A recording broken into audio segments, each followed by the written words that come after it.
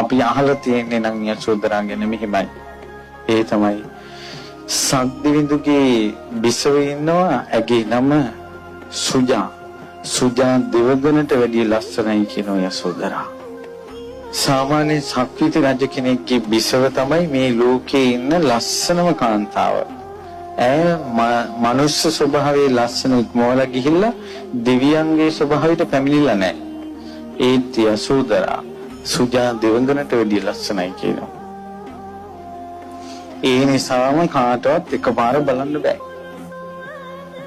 වැඩි ඕනේ අද කාලේ මිනිස්සෙක්ගේ අතින් නිර්මාණය වෙච්ච යසෝදරා රහත් තිරණියගේ ප්‍රතිමාව මෙච්චර ලස්සන නම් සසරේ කරන ලද පුණ්‍ය පාරමිතාවෙන් හැදුන ඇයගේ රූපකාය කොච්චර සුන්දර ඇතිද, කොච්චර සුන්දරයිද කියනවනම් පිරිමියෙකුට ඇහැක් කරලා එකපාරෙන් බලන්න බෑ.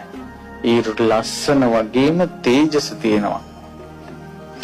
හැදිදැඩි පුරුෂයෙකුටවත් බෑ කියනවා යසෝදරා දිහා එක ඉල්ලේ බලන්න. එච්චර ලස්සනයි, තේජසයි. උතුම් ධර්මය. ඉතින් මේ යසෝදරාව අවුරුදු 13ක් විවාහ වෙලා හිටියා. ඔයාලට වගේ කලබල නැහැ. දරුවෝ නැත. ඒ කලබලේ නැහැ. ඒ අවුරුදු 13ක් දරුවෝ නැහැ කියලා ආදරේට ප්‍රශ්නයක්වත් නැහැ. අභියෝගය නෙවෙයි. පින්වතුනි, එච්චර අවුරුදු 13ක් දරුවෙක් බිහි වෙන්න ප්‍රමාද වුණේ කාරණා කිහිපයක් මුල් කරගෙන. එකක් තමයි අබිනිෂ්ක්‍රමණය සිද්ධ වෙනවා එක්කම. ඒතර මහ බෝධිසත්වයන්ගේ අබිනිෂ්ක්‍රමණ කාලය බලපානවා. අනිත් එක තමයි ඒ යසෝදරාවන්ටයි මහ බෝධිසත්වයන්ටයි දාව උපදින දරුවා රාහුලයන් ඒ ලෝකෙන් චුත වෙලා මව්කුසේ පිළිඳ ගන්න ඕන.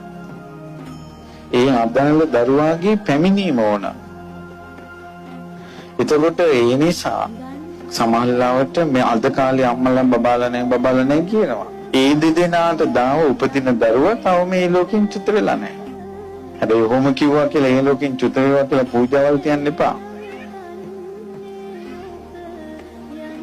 ඒක කර්මාන රූපව තමයි සිද්ධ වෙන්නේ. ඒ නිසා වසර 13ක් දරුවන් නැතු හිටියා. ඒක වුන්ට ප්‍රශ්නයක් වුණෙත් නෑ. සිදුහත් මාලිගාවේ එකම එක දවසක්වත් දරුවෙක් නෑ කියන එක කතා වෙලත් නෑ. ඒ වගේම තමයි මහමායා දේවියට සිදුහත් කුමාරයා ඉපදිලා තියෙන්නේ අවුරුදු 40 දී වගේ. ඒ මාලිගාවේ ප්‍රශ්නයක් වෙලා නෑ. අද තමයි මේ මිනිසුන්ගේ තියෙන කලබලයයි ආසාවයි කෙලෙස් නිසා මිනිසුන්ට දරුවෙක් ප්‍රමාද වීමේදී ලොකු ප්‍රශ්නයක් ඇති වෙනවා.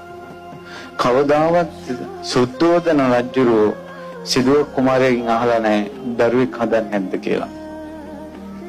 මහා ප්‍රජාපතිය සිදුව කුමාරයෙක්ගෙන් අහලා නැහැ දරුවෙක් හදන්නේ නැද්ද කියලා. සිදුව කුමාරයා අවුරුදු 13ටම යසෝදරාවගෙන් අහලා නැහැ අපිට තාම දරුවෝ නැහැ නේද කියලා. උතුම් ධර්මය. මේවා තමයි ආශ්චර්ය අద్భుත කරුණු කියන්නේ.